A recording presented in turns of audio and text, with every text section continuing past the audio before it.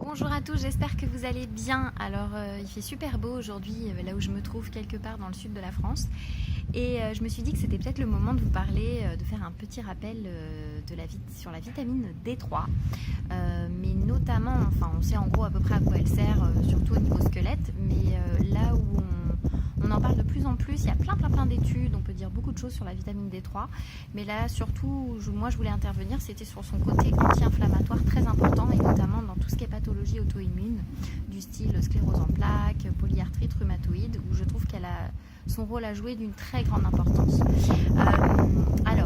Déjà, il faut savoir où la trouver, cette fameuse vitamine D3. Donc évidemment, on la trouve grâce à l'ensoleillement, mais au niveau de l'alimentation, on la trouve pas n'importe où. On la trouve surtout dans les produits animaux, dans tout ce qui est huile de foie de flétan, huile de foie de morue, dans les œufs, les harengs, les sardines, les produits laitiers évidemment, et le foie. Pour nos amis végétariens, c'est plus compliqué de la trouver, effectivement. On sait aujourd'hui qu'il y a des champignons qui arrivent à produire cette fameuse vitamine D3. Alors il faut vraiment la préférer à la vitamine D2 végétale. Elle est beaucoup plus assimilable. Je pense notamment à toujours mon petit labo préféré, le laboratoire Vital Plus, qui fait aujourd'hui la vitamine D3 à base de champignons.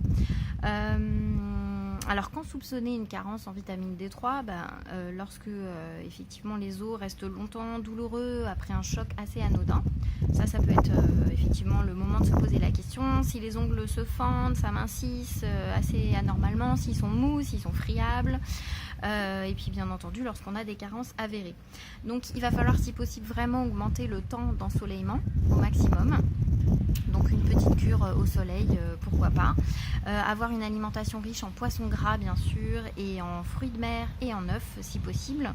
Et puis bien sûr consommer donc des gélules à base de vitamine D3, donc D3 soit à base d'huile de foie de morue par exemple, où on a enlevé l'huile et on a juste donc la gélule en dur à consommer.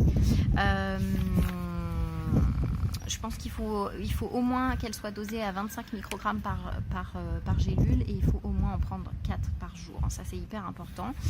Voilà, et surtout se rappeler que vraiment dans les pathologies inflammatoires, il faut vraiment la donner systématiquement, et c'est très important.